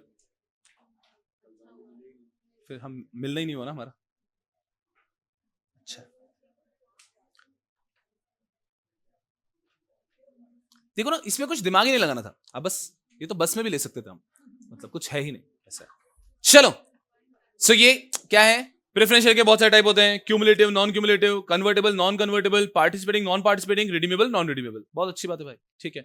अब इसमें से बहुत सारी चीजें प्रैक्टिकल नहीं, इरिडीमेबल अलाउड ही नहीं है ना, पर एक थियोरेटिकल टाइप्स तो क्या ही देते हैं हम लोग आराम से। चलो उसके बाद में बस इतना, इन्होंने इतना दिया, इतना ही देखते हैं। उसके बाद में आया टाइप्स ऑफ इशू, यहां से लिखो वहां पे कवर्ड इन चैप्टर 8, नंबर मत देना अभी, नंबर मैं बाद में दिलवाऊंगा। Covered in chapter 8 types of issue, ये same copy paste topic chapter 8 में, और ये ऐसे ही आगे अब चलता रहेगा सब कुछ। IPO, FPO, right issue, preferential issue chapter 8 के अंदर, यहां पे हमने पढ़ लिया है। ये आपने सेम एग्जीक्यूटिव में भी जो पढ़ा था ना, वो सेम है। अगर मैं आपको याद दिलाऊं एग्जीक्यूटिव का चार्ट, फोकस करना इधर, इशू भिन्न भिन्न टाइप का हो सकता है, ठीक है, पर फिर भी हम कह सकते हैं पब्लिक इशू, पब्लिक इशू दो टाइप के हो सकते हैं, आईपीओ एंड एफपीओ, बेस्ट है, ठीक है। उसके बाद में आपका हो सकता है राइट इशू, बोनस इशू, फिर आपके हो सकते हैं जिसको हम प्राइवेट प्लेसमेंट कहते हैं, क्वालिफाइड इंस्टीट्यूशनल प्लेसमेंट कहते हैं, इंस्टीट्यूशनल प्लेसमेंट कहते हैं। बस ये खत्म हो गया बात। तो ये इतने प्रकार के इशू हो सकते हैं। याद आ रहा है एग्जीक्यूटिव में ऐसा कुछ चार्ट पड़ा होगा, सेम कॉपी पेस्ट चैप्टर 8 में भी ये चार्ट आ जाता है, यहां पे भी यही चीज वापस बता देते हैं। फिर इसके बाद में आता है डेट मार्केट, इसके ऊपर लिखो कवर्ड इन चैप्टर 14, पूरा का पूरा चैप्टर 14 के अंदर कवर होगा, जिसके अंदर कंसेप्ट आएगा पूरा, बॉन्ड्स, फ्लोटिंग रेट बॉन्ड्स वगैरह, कवर्ड इन चैप्टर 14, ठीक है। फिर अब तो सुनो, ध्यान ही रखना, debentures, this is also covered in chapter 14, types of debentures, secured, unsecured, सब कवर्ड इन चैप्टर 14। अभी चल रहा है मत्सी से, फिर टाइप्स ऑफ डिबेंचर्स आएगा, secured, unsecured, tenure, mode of redemption, basis of negotiability. कोई बता सकता है मुझको ये बेरर डिबेंचर्स और रजिस्टर्ड डिबेंचर्स क्या होता है? 14 में पढ़ेंगे हम लोग, पढ़ेंगे क्या, पता ही आपको, पता है क्या सबको? Yes ICDR. चल लाइट लो, अरे इतना प्रेशर में क्यों आ रहे हो आप? कोई भी चीज बेरर या रजिस्टर्ड हो सकती है अगर इशुइंग कंपनी ने अपने पास होल्डर के डिटेल्स लिख के रखें तो उसको हम कहते हैं रजिस्टर्ड। और इशुइंग कंपनी ने सीधे डिबेंचर्स इशू कर दिया, हमारे पास तो कोई डिटेल नहीं है, जिसके पास डॉक्यूमेंट है वो होल्डर, तो वो जाता है बेरर। आप ऐसे समझो, बाइक, कार, ये रजिस्टर्ड इंस्ट्रूमेंट है, बाइक किसी के नाम पे रजिस्टर्ड होती है, कार किसी के नाम पे रजिस्टर्ड होती है, but things like watch unregistered, bearer जिसके पास है ओनर। फॉर एग्जाम्पल आज मुझे कोई बाइक पे उसकी चाबी लगी हुई मिल गई तो मैं वो लेके थोड़ी चले जाऊंगा, मेरा ही है, अरे पकड़ा जाऊंगा ना, नंबर लिखा होता है भाई कुछ। लेकिन अगर किसी की घड़ी मिल गई तो मैं लेके जा भी सकता हूं, it is very difficult to prove उसकी, क्योंकि वो रजिस्टर्ड नहीं होता। बेरर रजिस्टर्ड, इसको लीगली बात करते हैं कि बेरर के अंदर होल्डर इज द ओनर, लेकिन रजिस्टर्ड के अंदर जिसके नाम पे रजिस्टर्ड है he is the owner. Bearer thing is transferable by mere delivery. मुझे मेरी घड़ी आपको बेचनी है, तो ये मैंने घड़ी आपको दी, पैसे लिए, बिक गई, कोई डॉक्यूमेंट साइन करने की जरूरत नहीं है। But registered instruments have to be transferred by a transfer deed. Car बेचनी है, ट्रांसफर डीड साइन करना पड़ेगा, क्योंकि मेरे नाम से ट्रांसफर करनी पड़ेगी ना। तो पहले, बहुत साल पहले, डिबेंचर्स बेरर भी होते थे, जिसके अंदर कंपनी बोलती थी कि हम तो रजिस्टर मेंटेन ही नहीं करेंगे, हमने आपसे 100 रुपए लिए, आपको ये हमारा डिबेंचर दे दिया, 2 साल बाद आप ये डिबेंचर वापस लेकर आना और हमसे 100 रुपए ले लेना वापस, और बीच में इंटरेस्ट मिलता रहेगा। इंटरेस्ट लेने के लिए भी ये लेकर आना, हमारे पास डेटा नहीं है, जो हमको ये डॉक्यूमेंट दिखाएगा हम उसको इंटरेस्ट दे देंगे, जो हमें डॉक्यूमेंट दिखाएगा उसको 2 साल बाद हम प्रिंसिपल रीपे कर देंगे। इसमें रिस्क क्या था? ये बेरर है, कंपनी का इसको डेटा नहीं है, कल को ये जिसके पास गया वो आएगा, कंपनी उसको रीपे कर देगा। लेकिन उसके बाद में कंपनीज एक्ट ने कह दिया कि रजिस्टर मेंटेन करना कंपलसरी है। तो जब से रजिस्टर मेंटेन करना कंपलसरी हो गया, बेरर डिबेंचर्स का कंसेप्ट ही खत्म हो गया। अब डिबेंचर्स आर ऑलवेज रजिस्टर्ड। बहुत ऑब्वियस चीज है, कुछ खास है नहीं, पर ये चैप्टर 14 में फिर भी कवर्ड है। फिर आता है ये बहुत जबरदस्त कंसेप्ट जो मैं बहुत एक्साइटेड हूं आपको पढ़ाने के लिए, लेकिन ये भी कवर्ड इन चैप्टर 14 है, वहां पढ़ाऊंगा। कवर्ड इन चैप्टर 14 के बाद पढ़ा था, तो ये कुछ है ही नहीं इस चैप्टर में, बट हाँ कवर्ड इन चैप्टर 14। कटवर्ड कुछ नहीं करेंगे, हाँ हम लिख रहे हैं बस ऐसा, ताकि वो क्या मेंटली सेटिस्फाइड रहते हैं। और अभी अपन चैप्टर 14 भी पढ़ने ही वाले हैं ना। चलो उसके बाद में नेक्स्ट भी कवर्ड इन चैप्टर 14, बहुत बेस्ट है। चलो तो 14 ही पढ़ा देते पहले। लिखो कवर्ड इन चैप्टर 14। नहीं नहीं, आपको सेल्फ स्टडी में आई लव यू लगेगा चैप्टर, क्यों पढ़ना ही नहीं है ना आपको यार, पढ़ना ही नहीं है, जो क्या है 5 मिनट में खत्म। चलिए कवर्ड इन चैप्टर 14। बेशर्मो, इसमें हाईलाइटिंग भी कर दो ऐसे ही, मेरा दिल रखने के लिए बस, ठीक है ना। There are various type of bonds, मतलब आप सोचो तो सही कि मैं आप बच्चों को ये किस मुंह से पढ़ाऊं कि देखो गवर्नमेंट बॉन्ड जो कौन इशू करता है, corporate bond, banks and financial institution bond, tax saving bond. Tax issue नहीं करता होगा ना बेशर्मो, जिसमें टैक्स एडवांटेज मिलता है, क्या पढ़ाओ, कुछ भी कुछ भी। अब ये है जो मैं पढ़ाऊंगा, आय हाय हाय हाय हाय हाय, आ जाओ मसाला बॉन्ड। पर मैं वापस पढ़ाऊंगा, एक तो क्या मैं हर एक में क्या कवर्ड लिखाता रहूं। चलो you read this in CR right, many many congratulations. ठीक है सर, आ जाओ, चलिए पूरा फोकस यहीं पे, आ जाओ। हाँ गधे, ब्रेक चाहिए आपको, क्योंकि ये पढ़ने के बाद आपको भूख सी लग जाएगी। फ्रेश स्टार्ट करते हैं। वी विश हर चीज कर सकते हैं हम, वैसे आओ मसाला बॉन्ड। चलिए, अरे मसाला बॉन्ड तो पढ़ लो, मसाला बॉन्ड तो पढ़ लो, इसमें क्या। नहीं नहीं नहीं, अपन इसके बाद में करते हैं मसाला। अरे कुछ है ही नहीं गधों, इधर आओ, क्या बॉन्ड है। हा। और इसको मसाला भी क्यों बोलते हैं मैं उसका लॉजिक बताऊंगा। इधर आओ, बहुत भारी, आ जाओ आ जाओ आ जाओ। सो आप लोगों में से बहुत सारे, आपका हर एक का एक फेवरेट क्यूजीन होता है ना, कि मुझे ये पसंद है, किसी को इंडियन ही पसंद है, नॉर्थ इंडियन पसंद है, चाइनीज पसंद है, इटालियन पसंद है, अलग अलग प्रकार का, ठीक है ना। तो उसमें क्या होता है, कुछ लोगों को चाइनीज पसंद होता है ना। सो बहुत सुंदर बात क्या है कि जो चाइनीज आप खा रहे हैं वो चाइनीज है ही नहीं, है ही नहीं, वो चाइनीज ही नहीं है। कोई चाइना वाला व्यक्ति अगर आके यहाँ पे देख लेगा कि उनके साथ क्या क्या हो रहा है ना, क्या नहीं आगे बड़ी हो जाएगी उसकी।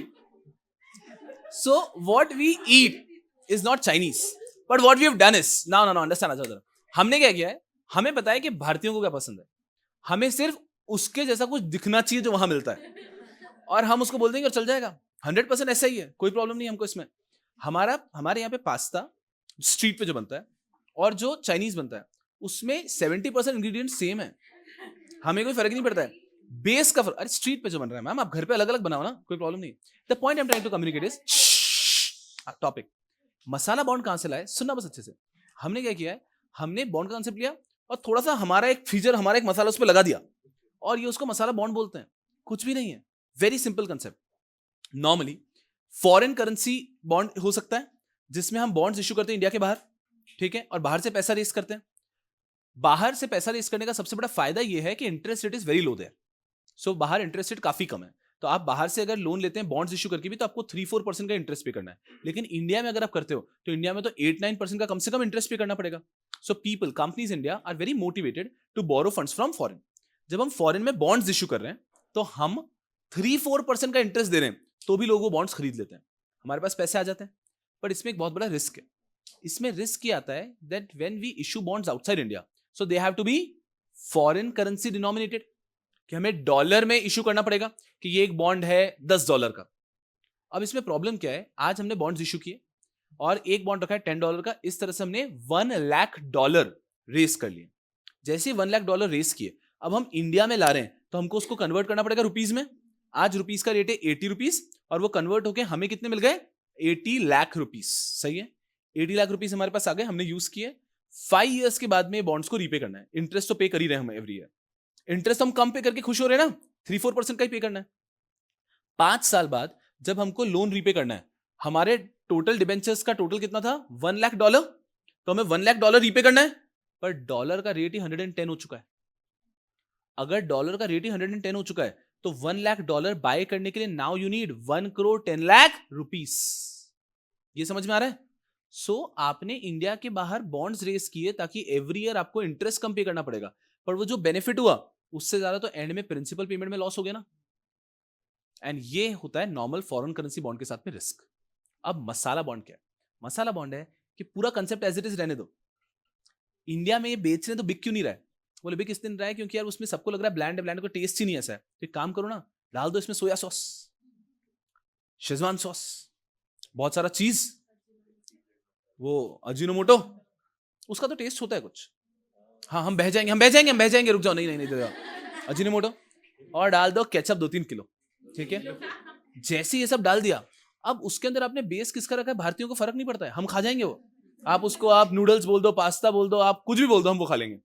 Now now now what we did, पूरा foreign bond as it is रखो, इंडिया के बाहर इशू करेंगे, फॉरेनर से पैसा लेंगे, सब कुछ ठीक है. अब ये क्या करो, इंडियन कंपनीज को क्या चाहिए कि this should be denominated in Indian currency. बस एक ऐसा बॉन्ड जो इंडिया के बाहर इशू कर रहे हो, फॉरेनर से पैसा रेज कर रहे हो, सब कुछ same, but which is denominated in Indian rupees, उसको कह देते हैं मसाला बॉन्ड. कि हमने पूरा एक बाहर का कंसेप्ट लिया और उसके ऊपर हमने लगा दिया हमारा इंडियन मसाला, के इंडियन करेंसी में चाहिए, and that will be termed as masala bond. अब इसका बेनिफिट सोचो फॉर इंडियन कंपनी के लिए बेनिफिट ये हो गया कि now they are free from foreign exchange risk ना. अब फॉरेन एक्सचेंज रिस्क ही नहीं है. अब हमारा ऐसा नहीं है कि एक बॉन्ड $10 का है, एक बॉन्ड $100 का है, रुपए का है. ठीक है, आप लोग अपना कन्वर्जन करके हमें रुपए ही दो. हमारा लोन आ गया 1 CR रुपीस का एग्जाम्पल. अब हमें 5 साल के बाद 1 CR रुपीस ही रीपे करना है. अब तुम कन्वर्ट करते रहना और तुम्हारा प्रॉफिट हुआ लॉस हो तुम देख लेना. ये होता है मसाला बॉन्ड. ये पढ़ाते ही स्टूडेंट का पहला क्वेरी आएगा कि sir why will someone be interested, कि फॉरेनर क्यों इंटरेस्टेड होगा. बात सही है, वो इंटरेस्टेड नहीं होगा. मसाला बॉन्ड की प्रैक्टिकल एक्सिस्टेंस बहुत ही कम है, क्योंकि फॉरेनर रिस्क कैरी क्यों करेगा. फिर अगर आपने इंडियन रुपीस में दिया है तो उसको तो इंडियन रुपीस कन्वर्ट करके देना पड़ेगा ना. तो ये फॉरेनर करते हैं, तो मसाला बॉन्ड एक थियोरिटिकल कंसेप्ट बन के रह जाता है हमारे सामने. बट कंपनी का ऑप्शन जरूर है. अब सिंपल कैसा हो गया कि कोई भी इंडियन कंपनी अगर इंडिया के बाहर बॉन्ड इशू कर रही है, उसको फॉरेन करेंसी में इशू करेगी तो वो एक नॉर्मल फॉरेन करेंसी बॉन्ड हो गया. लेकिन अगर वो इंडियन करेंसी में इशू करेगी तो उसको हम कह देते हैं masala bond. As simple as that. देखते हैं क्या है.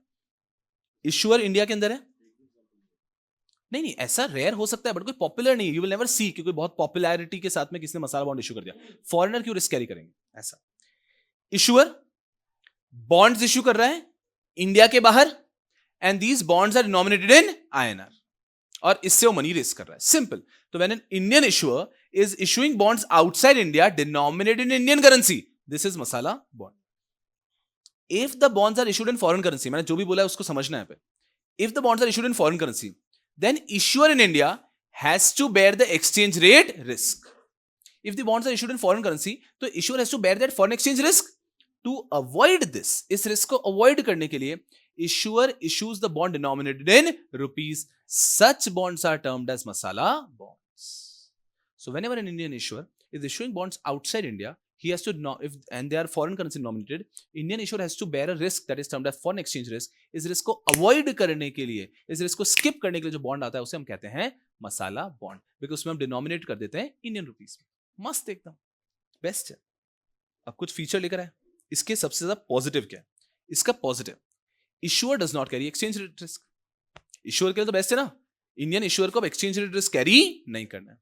इसका नेगेटिव क्या है?